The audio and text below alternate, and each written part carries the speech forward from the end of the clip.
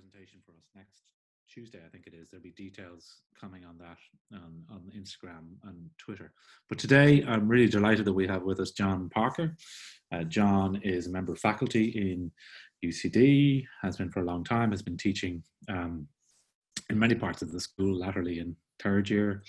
But John also is the director of ABK Architects, what was, I suppose, the Dublin branch of the renowned Aaron's Burton Carolac, and now, I suppose, more autonomous, maybe, in relation to ABK, but which ABK has built up, I think, a really significant portfolio of work, a lot of civic projects, a lot of projects for local government, a lot of educational projects, and projects always of real intelligence and quality. And more recently, John and the practice have moved into the realm of commercial architecture. And I think the focus today is on one, probably largest project to date, is it, John? Yes, yeah, it would be. It certainly would be. Yeah. So, which is this building that's nearing completion, or seems to be nearing completion, down on North Wall Quay. So, John is going to speak to us for about half an hour about that building and maybe some others, and then there'll be an opportunity. We're going to have some conversation at the end, and I'd ask if people do have questions, you drop them into the chat, and we can pick them up, or I might then call on you to, if you wanted to make a comment or ask a question of John. Okay, so John, over to you. Thank you very much. I'm going to put this on. Can everybody see that? Yeah. So thank you, Hugh, for that introduction. That was very kind of you. Yes, you're right in saying that we've kind of found ourselves inadvertently in the world of commercial architecture. I don't think I know how uncomfortable that makes the faculty feel, and no doubt there's students out there who are even terrified at the word commercial when it's tied together with architecture. But it's an interesting challenge. It's an interesting world to be in, and I'm going to just touch on how we, as it were, manage the process. I'm also going to be slightly bombastic, because I'm going to open this talk with a couple of fairly,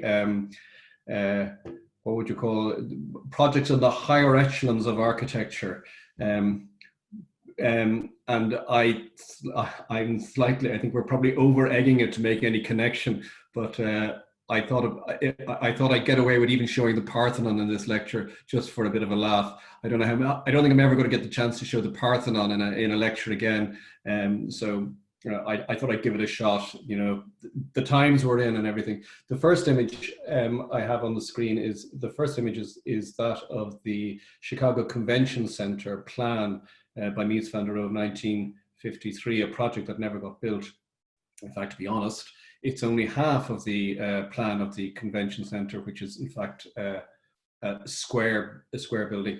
And it seemed to me to encapsulate many of the proposals, or the kind of nature or grain of modernist space that now underpins, as it were, commercial architecture. The idea of the grid, the idea of neutral, non-hierarchical space with no specific program. I know for many of you, the program, the brief are all the grist to the mill of designing. I think what's interesting about this drawing, and has always delighted me, is that the things that are I've gone the wrong way. The things that are the structure are in fact these tiny little dots that happen every 5 squares. Apart from that, the rest is free space. And that drawing may in some way encapsulate our brief, because our brief is to design a commercial office building to maximize non-hierarchical commercial office space in the order of 20,000 square meters, or 200,000 square feet. Not that I'm a complete Mies freak, but I think he's a man who actually posed many of the problems that we still deal with today in the world of architecture. This is the corner detail of the Lakeshore Drive apartments. I think this is one of these details and drawings, technical drawings that were shown to students, and we would look at it in sort of a mixture of admiration and complete incomprehension as to what the hell it was all about. And it's funny, having now done this building that I'm showing you now, I now get it. It seems a bit, a man of my age, to be only getting this detail seems a little bit late in the day, but it seems to encompass issues to do with structure, the primary I-beam in the middle there, the idea of the relationship between structure to envelope that wraps around it, or should I say facade, rather than envelope.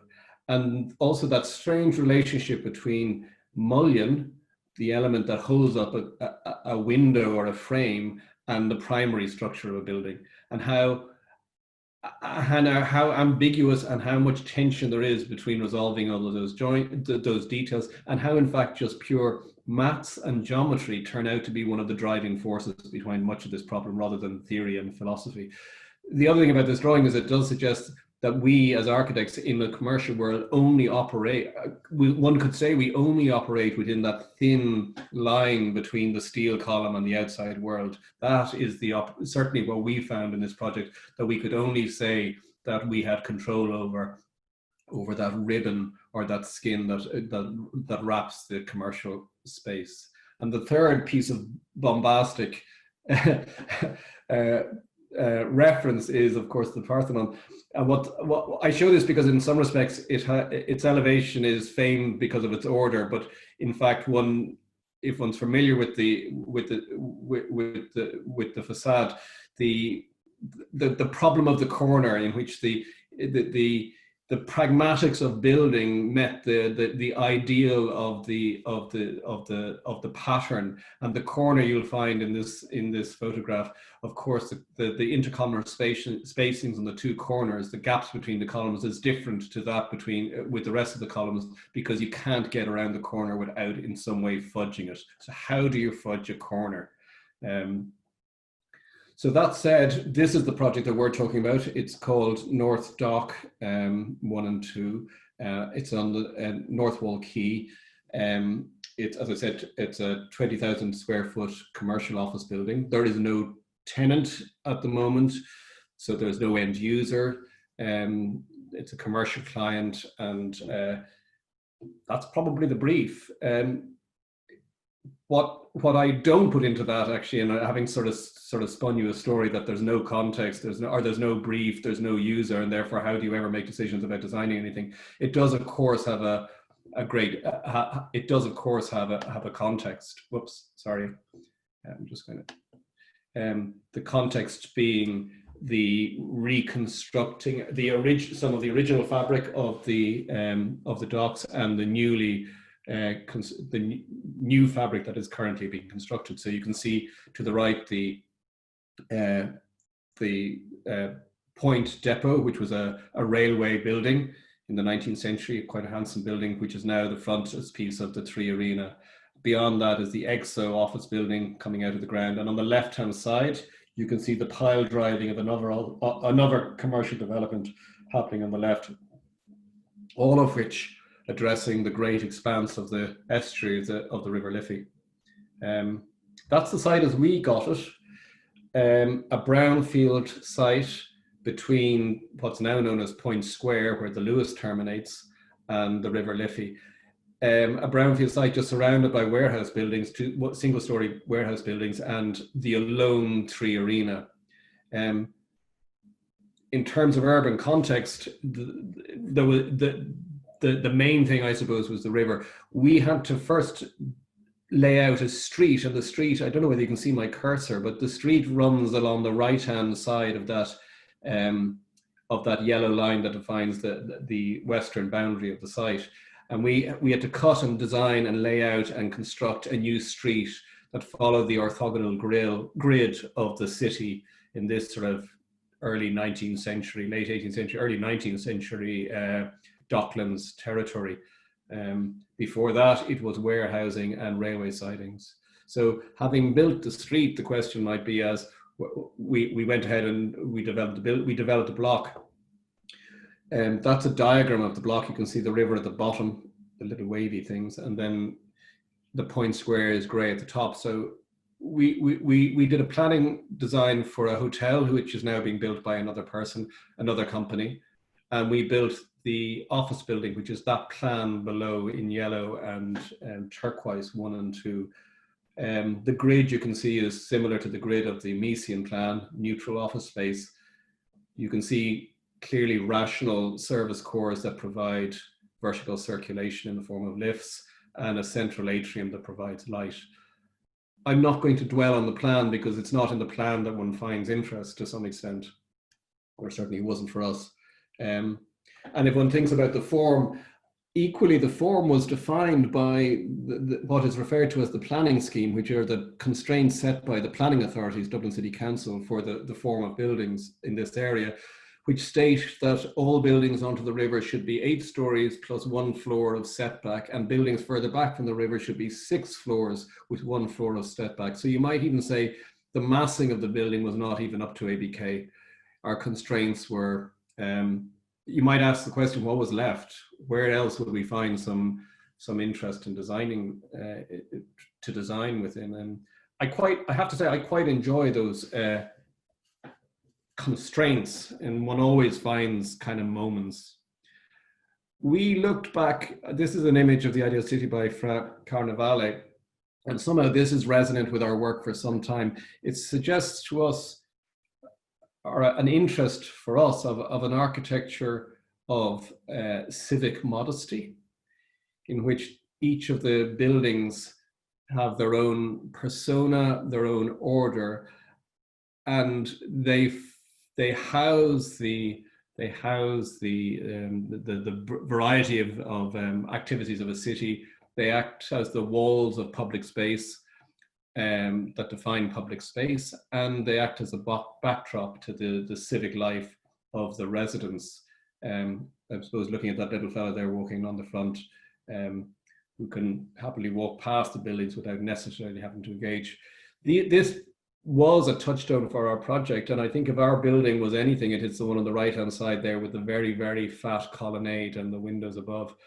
We didn't take it quite as literally as that, but the premise stands in the face of Docklands buildings which try desperately to shout louder than their neighbours or to demonstrate architectural virtuosity. Our position was to make a building that stood firmly on the quays and suggest a level of solidity, permanence, and our reference was here, the Strozzi Palace in Florence. Its massive corners, its modulated regular facade, and its volume being the things that quietly hold the space in front of it. And within that simple composition, a layered hierarchy vertical from the bench that people can sit on the street edge to the arched windows to the great cornice at its head. This building basically became the model for many commercial buildings in the 19th century, and led on to commercial buildings in America. No doubt Adler and Sullivan would have used such a model for the benchmark of their investigations into commercial office buildings in Chicago. So we set about making an ordered, formal, I'm going to use the word palazzo, as it were, a volume, a regulated volume that is ordered within its own terms and within the architectural parameters that were set, that we set for it. Here you can see proportioning lines of the primary volume, the taller one, inscribed by the lower volume, and the intersection of the two, and how that measure sets out the idea of a bay or a window pattern. And what's interesting about this project, whereas that drawing that I've just shown you, this drawing here, might be seen as a kind of an indulgent piece of Whittaker kind of compositional post-rationalization. What's interesting about this project is that it can be seen as an elevation. It is seen from a good 100 meters away from the other side of the river, and one can enjoy its mathematical composition as a set piece, whereas most buildings within cities are rarely viewed in such a way, but are viewed in perspective along a street or glimpsed down roads and lanes. So we started with a bay, and this is an early drawing of the bay, which had the premise behind it of making a column and a beam, or but obviously makes reference to the egg crate or the brise soleil that is a common convention in modernism. This column and beam, or this fin and transom, as it were, serves the same function in the sense that the building faces south, and we needed to keep the south light off the glass and keep the building in shade. So it is a shading device, but more essentially, we were interested in making a massive building of columns and beams that would speak to an earlier language of architecture rather than necessary to modernism. Although in the back of our mind, we were also interested in how it might have a kind of a subtle reference to the work of Donald Judd. So taking that as the module, it became quite apparent that this was not going to be a load. Early on, it became apparent that that was not going to be a load-bearing structure, and that each of those great concrete fins would not bear on the one below, but would have to be suspended from a bracket from the great steel frame that is at the core of this project, because this is a large span steel frame building. It's actually it's the only large span steel frame building, office building in Dublin, with clear spans of 18 meters. So it is much more of the realm of America or the City of London than it is of the typical office plans buildings that one gets in Ireland. So onto this skeletal frame, a series of brackets were added. And here I'm just going to talk to you about detail, because in a way this is a school of architecture. I'm not just going to talk about theory.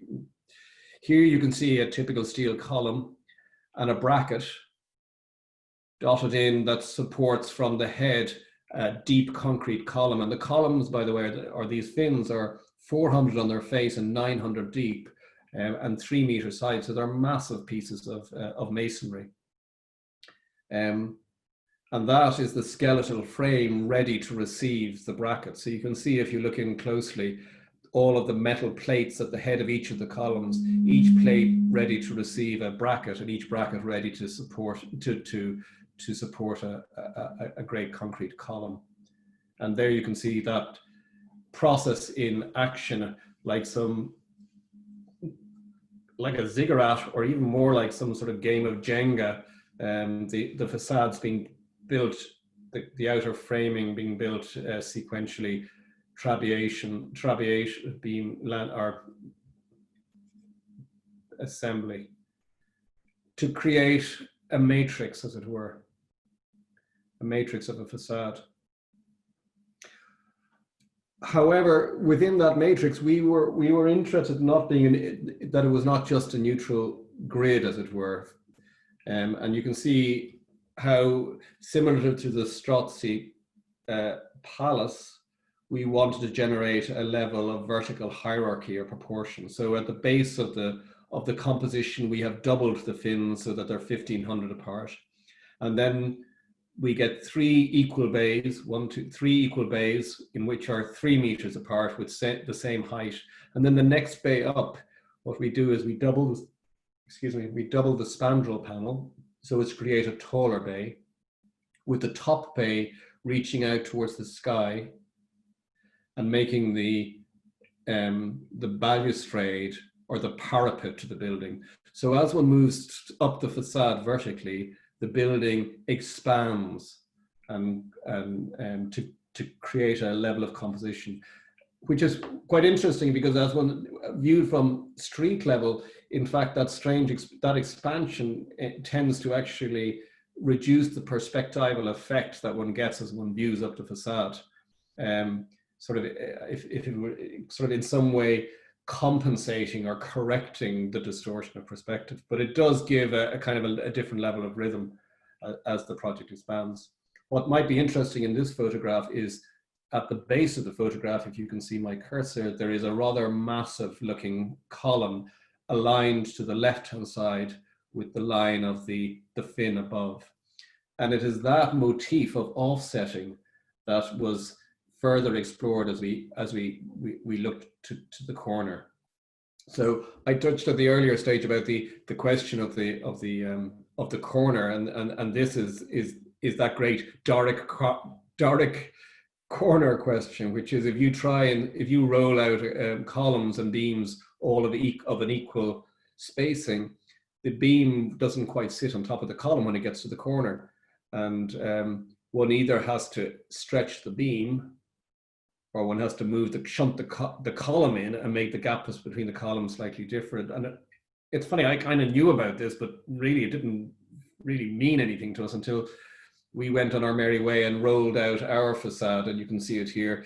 We extended the bay grid out to the corner, and we made the proposition that the end fin, or the end fin, the side of it would line up with the face of the fin as it returned around the corner, as you can see in that photograph. So, and that was our corner question.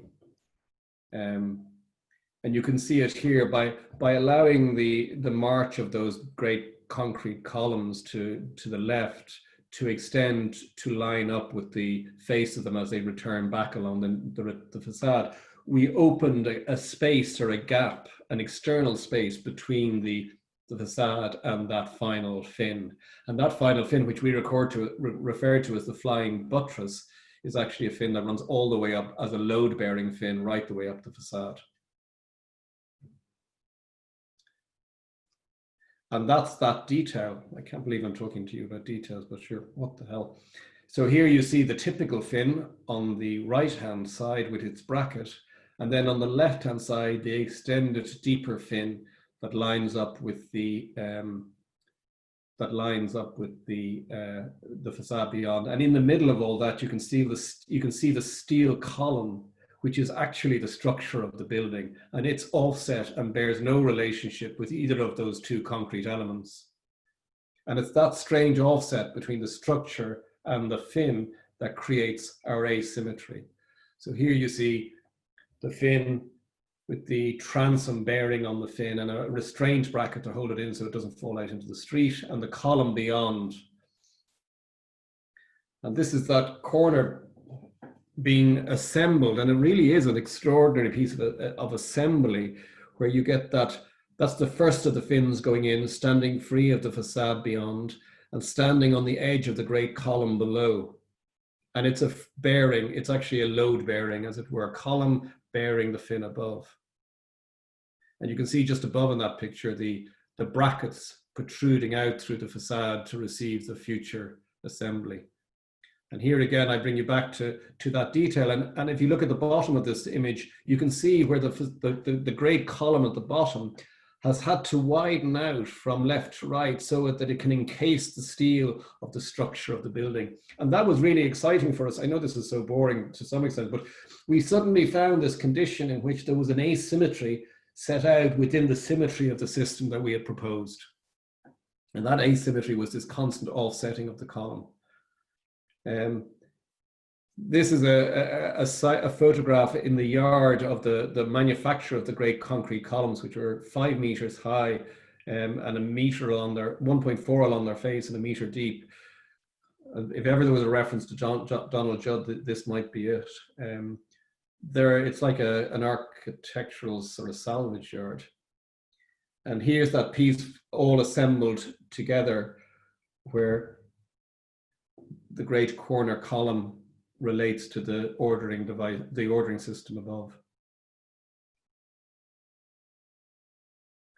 And here you can see, looking down the street towards the river, how a little glimpse of light, a fissure of light actually cracks open, is allowed to enter between that space between the flying buttress, as it were, in the main facade. That moment that just relieves the tension of the mass of the block. And then here you see that system marching off. And what I like about this photograph is, in somehow or another, it's unclear as to whether the project is now frame and fin, or is it wall and surface. because the face of those great columns seems to have created more of a wall than a frame. It also, you can see that in fact the corner column is slightly fatter than its adjacent columns, as we try to resolve that architectural question. So if I continue the project on to the next corner, and this is just going to be an essay or a lecture on how to go around corners, you can see this drawing in which the dotted lines indicate the line of the face of alignment, as it were, of each of the surfaces, and how that order reaches the end. And what actually happens, two things happen. One, the site isn't a module of the grid, so we had to do something pragmatic. And the second thing we did here is we also wanted to step the facade down as a gesture towards the point depot. So if you see at the top, there's a change in level. You can see that in this drawing, where there's a change in level. And what we introduced was a further extension of the idea of wall, where frame, in this case, merges to become a wall panel, a mitered or angled wall panel that terminates the block and creates a new bay, as it were, for that end. And that wall panel, it really helps you can see how it helps the visualization or the alignment between that and the surface of the point depot beyond. It also suggests the glimpse of a view down the river towards the sea for those inside the building. And here there is, we did a second thing on this corner actually, which was having set out this really systematic, logical system about column and beam. At the corner, we then, as it were, blew it all apart, and we introduced a small art gallery space, which is at the glass window on the left-hand side, and where the final column in the colonnade should come down to the ground to carry the building above. We cut it away and introduced a window, and behind that window, one could see the steel frame of the building. So I suppose this might be, to put it in a kind of convention, to say this is more of a postmodern game in which we set up a proposal and then we undermine it. And here you get the play of solid and void, of glass and concrete, of depth and skin, as it were, all played out at one moment as one goes around the corner. So this corner, instead of it being the assembly of fins, becomes much more of a thick bookend that changes the gear of that changes the kind of pace as the building turns to face the river. And you can see also the close racked 1500 fins that were on the left-hand side drop down a whole floor, as does the colonnade, to create a more compressed. So there's a stepping in the whole facade actually steps down on that corner to create a more dynamic rhythm. And here you see, this is the facade with its order facing eastwards to the space in front of the point depot, but equally facing eastwards towards to Dublin Bay. And the corner there on the left is much more of a bookend or a great thick wall that holds the building. Here frame just kind of converses or talks with the adjacent masonry, limestone masonry of the arches of the point depot. And it's those arches that kind of gave us a clue for the making of an arcade. Because where this building hits the arcade, it was critical that we made a building that had some generosity back and gave something back to the city. So although it's a commercial building, it actually improves the well-being of its citizens. Because it's a noisy road, North Wall Quay, with heavy trucks barreling their way down towards the docks,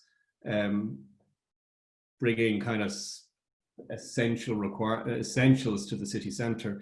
And here the colonnade just gives pedestrians a level of safety and security. And that colonnade is wrapped in a kind of a rich bronze colored metal paneling, which is 6mm plate aluminium countersunk screwed to make a really sharp-edged lining to the colonnade. The colonnade, which you see in this photograph, which is ended by the entrance to the art gallery. And then above that art gallery, you can see the clear sky through the framed above. Each of the columns integrates a kind of a tall light fitting, which lights the arcade at night. And looking the opposite direction, you can see to the left a kind of a device we introduced in order to kind of reduce the scale of the colonnade so that it was more in proportion or more related to the human scale. We made this what we refer to as an inverted T, which kind of closed the colonnade in. Here you see that inverted T striking the back of the column. The bronze reflects the zone of the structure and encased the actual structure of the building, whereas the concrete, the etched concrete beyond, which makes up the frame outside, actually is just the outer carapace of concrete. And here's viewing from the entrance porch of the office building through that inverted T. And what I kind of really enjoy again about this inverted T is that it's not symmetrical. Because of the offset that we've set in the plan, the central bar of the inverted T that allows light to come from above like a clear story is offset. So we get a square on the left-hand side, and on the right-hand side, we get this long rectangle, and below the view framed of the river beyond. So that bronze lining that sits behind the concrete to form the main body of the colonnade, where it comes to the fore and becomes flush with the concrete thin face at that moment of entry. I think one of the great problems one had, or dilemmas one had, is how do you make an entrance, or how do you break a system that you set up, and how do you make an entrance? And here we've made a series of plate aluminium bronze fins that replicate and mimic the concrete above and come to the ground to make a great portico entrance, as it were. And that portico allows light to break through from above, light, creating a kind of filigree of light for the space inside, to the porch inside. So I've kind of discussed in broad terms the primary volume, which is the volume that addresses the river, but that wasn't the only question that we had to manage. The second volume of the lower volume of this development, we gave a different language, a more modest language, that related to the new street that we had cut. And as part of that essay, we also wanted to create a activity at street level that made for a pleasant, convivial street. So often office buildings have nothing to say to the passerby. They are little more than glass facades that lack any variety or variation. We wanted to make a street edge, as it were, for pedestrians, full of variation.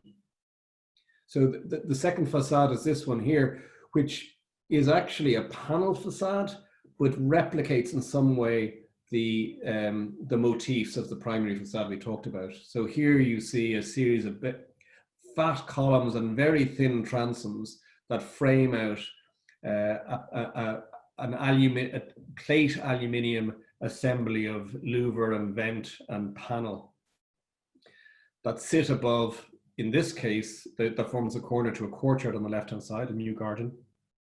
And that below is the cafe. So here you see that facade, cafe at the corner on street level.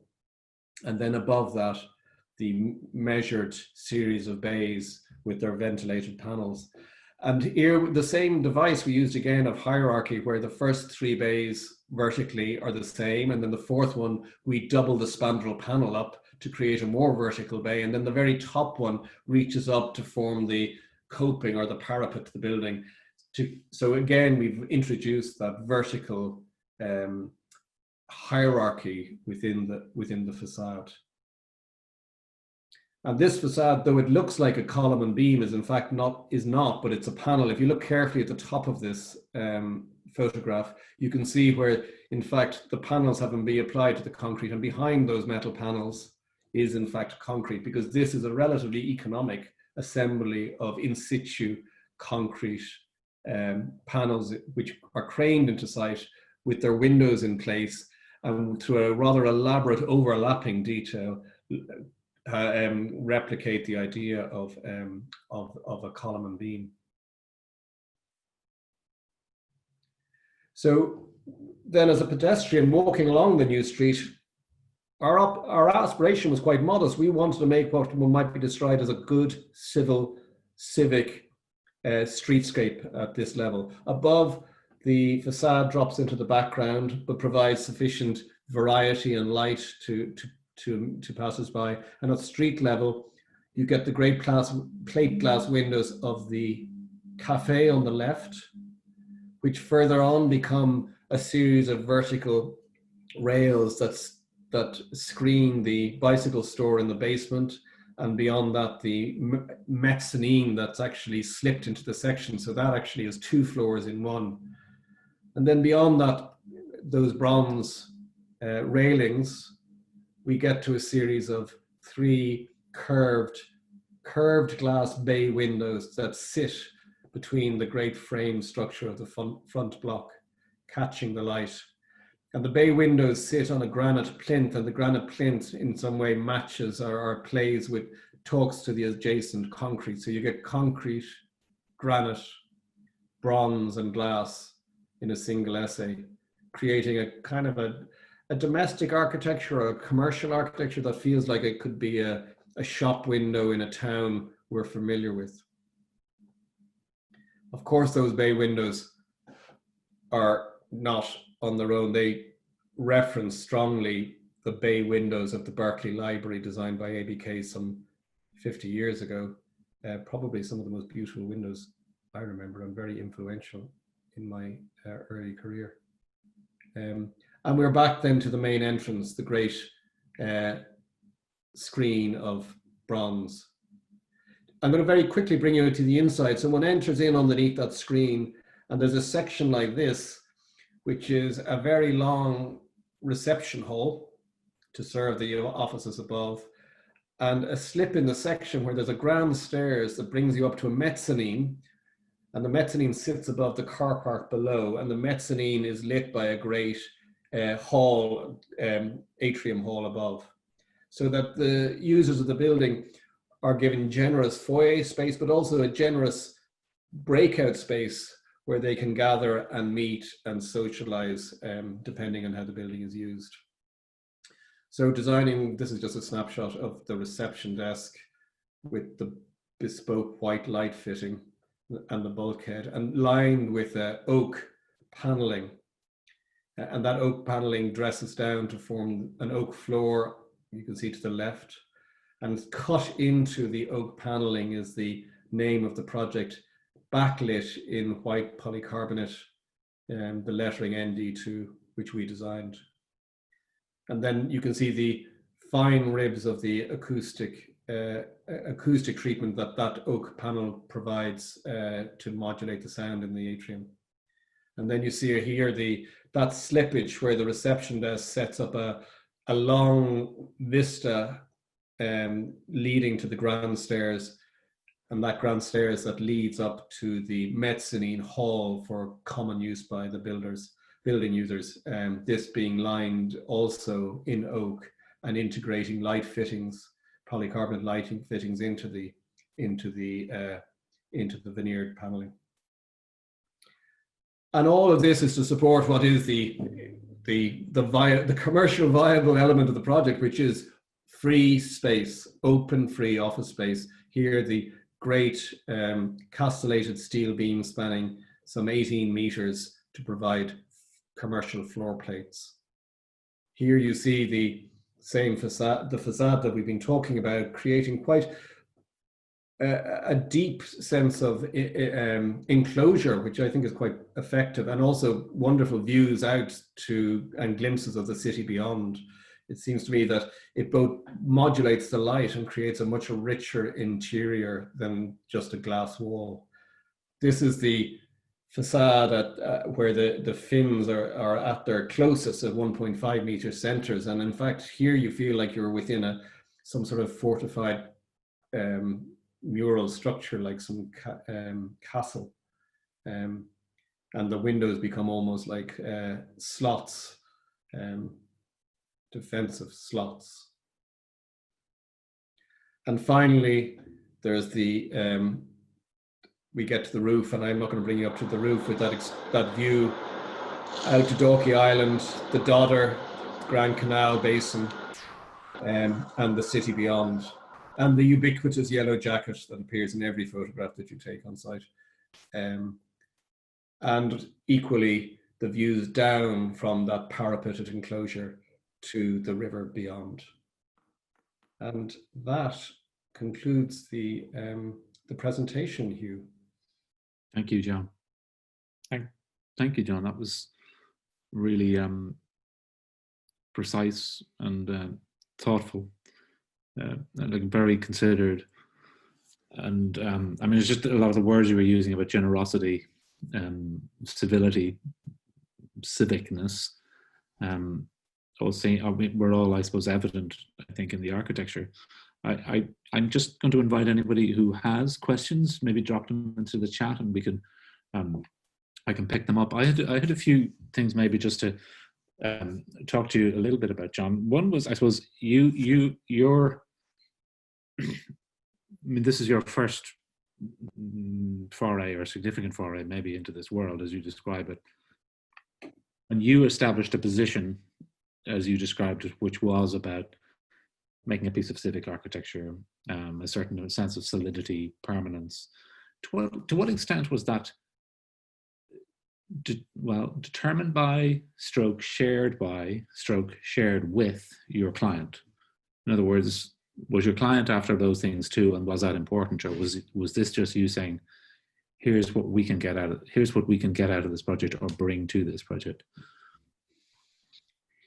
Truth or lie?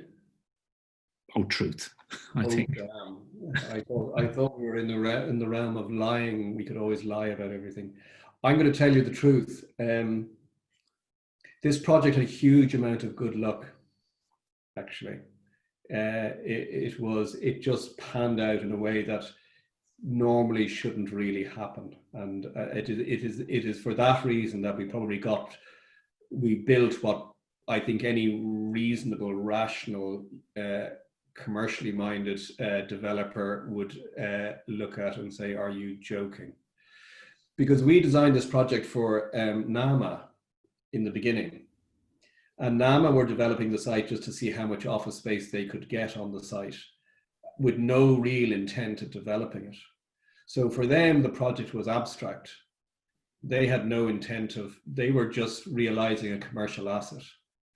And it's interesting, and you're in this world, you are acting as a tool of commercial trade. So under the guise of building a building that would never get built, or highly unlikely to get built, and certainly wouldn't be built by NAMA, and NAMA being supported because they weren't going to be building it, we decided to go off and make a proposition for a slightly indulgent facade. Although, may I say, it's not insanely indulgent. It has been built, and it is reasonable, and we balance very carefully the money. So this is not some mad piece of architectural reverie. But we had the good fortune of designing by one client, who then sold the site on, without us, by the way, sold the site on to a commercial developer who purchased the project, which already had a planning permission that we had got with that design. So when the commercial developer got the site, he looked at it and said, "There's things I need to change, but within the time frame, I'm going to hang on to the facade you've developed because it's doable, it's reasonable, and I don't have time to go back and get another planning permission." So he said, "We'll run with that."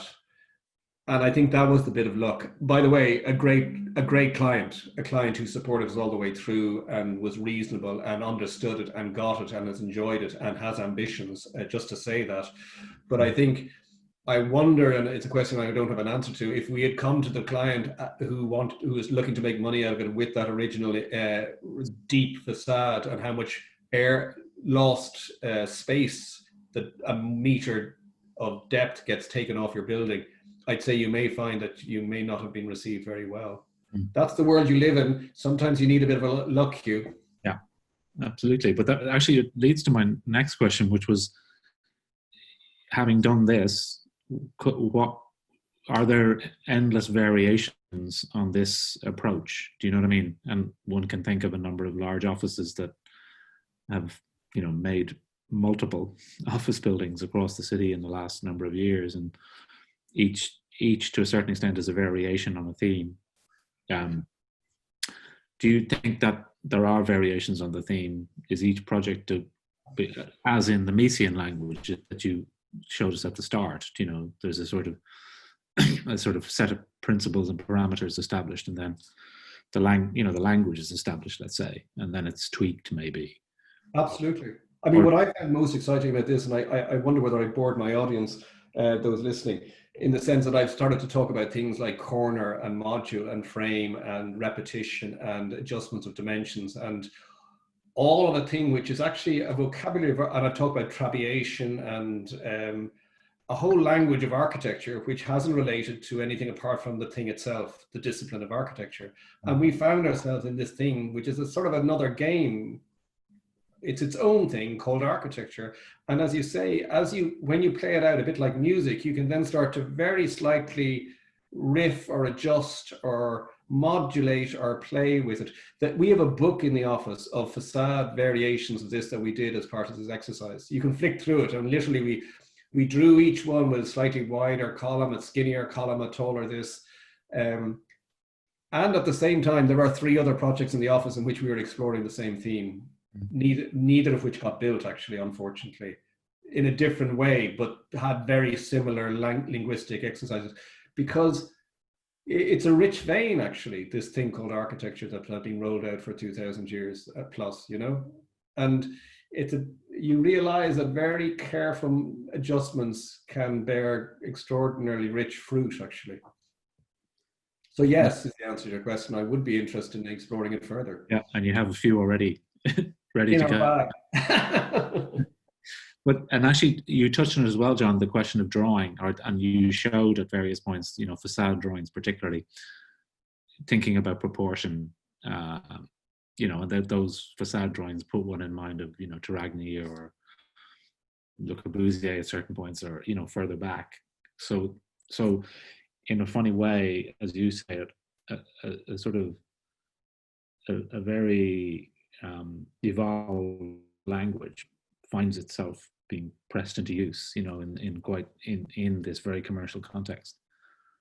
It's interesting, isn't it? I mean, I mean, you mentioned Taragny. I mean, my favorite facade is actually the side facade of the Casa del Fascio, or the Casa del Popolo.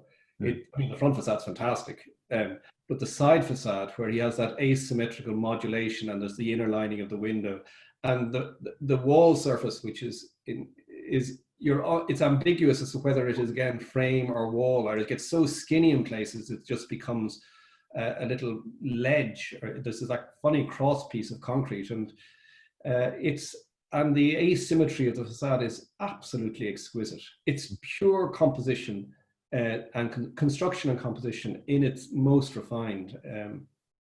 It's a delight. It's an absolute delight. Yeah. I'm just going to open it out just to see if there are anyone who would like to ask John or make a comment. Everyone is dumbstruck.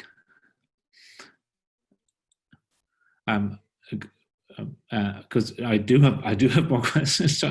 I was going to talk to you about environment, have to really. We were at a meeting earlier today where you were talking about the amount of resources, bound up in a building such as this, and that's part of the game, or that's part of the reality of development of building. But did you find that the imperative to build sustainably, let's say, coming more to the fore, even in the development of this project? No. No. Okay. No. It's an interesting thing. We designed this building, and if we did have struggles or arguments, or we never really had arguments, but if we did push the point, we did bring up the environmental agenda Now that said, it is a very efficient energy using building within the terms of commercial office buildings, and that can be read. But one of the things that we just wanted to do in the project, which was to make opening windows, so that to future-proof the project, that at some stage somebody could open a window. And we designed the facade such that the windows could be locked or openable depending on how the building might be used. And that was what I would have called a very simple long-term future-proofing of the building. And those were omitted as part of the value engineering of the project. Now that said, opening windows can be retrofitted into that system, and it's there. It can be done relatively easily. So it's not that it's hermetically sealed for life. It is just a case of popping out panels and popping in windows. But it was a disappointment that we thought we could bring another element, and a territory that we're very familiar with, by the way. This will be the first fully air-conditioned building I've ever done in my life. I've done a fair amount of office buildings, all of which have been pretty innovative in that respect. So yeah, we were surprised that was not a message. But I mean, I think if you're a developer and you could lose a lot of money. I mean, to put it in a different way, as a developer, and put the developer's hat on, you could lose a lot of money as opposed to make a lot of money in a project like this. And in a volatile market like we've seen, you can understand that the developers, unless there's a market and a demand from it, and the people who are buying these buildings or using these buildings are it's the American market that they're aimed at. It's the Facebooks. Yeah. The American market has no interest in this at all. This is a LEED Gold building, by the way, which is the token gesture towards environmental performance. But that's funny, because I mean, I've heard in other contexts, like from people working in London, for instance, that in fact, often the developer is driving the agenda, the sustainable agenda, in turn, because their client base is looking for it. In London, you're going to find a far more ambitious clientele than in Dublin. Yeah. Dublin is not that cutting edge as a market. I mean, this is my understanding of it. You know, London that's where it will be happening, and Dublin will follow. I'm afraid I put my hand up here, particularly in this world. Architects are the tools of the developer. We'd love to think that we set the agenda. We might be able to sneak the odd agenda through, but so often in this world, we're very much so. We're more of a tool than anything else. I have the book here. Form follows finance, right? The very thing. There is a question from 681900 saying, I'm not sure who that is, but to say, John, it's brilliant that an excellent architect is engaging with the world of commercial architecture. Have you ever designed a house or a domestic project in this same way as an essay in making facade? In other words, is this an approach, I guess, that, you know, emerges in response to this particular kind of project, or is it something that you've been working with at other scales? I've never done it a domestic project. It's a really good question. I think what's interesting about the project Chris Boyle. Yeah, sorry, it's Chris. Oh, Chris. I think it's kind of interesting that it's so easy as an architect to fall into the idea of brief and client and all of those little personal adjustments that particularly in the School of Architecture and UCD. Hi, Chris. We really enjoy. We love finding those funny, quirky moments, you know. I think it's a really interesting question to turn around and say, well, let's say you apply the exact same rationale of just making space. Yeah. And how would you do that without the elaboration of kind of a sort of another narrative coming from the client, you know, from a client. There's a huge economy in this, by the way. I mean, if you applied that to house building, and Frank Lloyd Wright did, by the way. I mean, not just these. Frank Lloyd Wright did it. The idea of making really efficient, lean houses that work well and take the personality out of them. It's a really good question. I had one last one, John, which was that the 18-meter span that you mentioned, and the idea that, and you mentioned in passing that this was the only use of that system or that mode in Dublin. In other words, that generally speaking, the spans are smaller, I guess, right? It's like a 7.2 grid or something, or yeah. What was the, why that? Why was that? Was that your idea that you would go to the 18 meter, or how did that emerge? It's interesting. It wouldn't have been my. It has a huge knock-on effect in terms of cost. By the way, very expensive. Yeah. No, that was the client, and they were looking to create.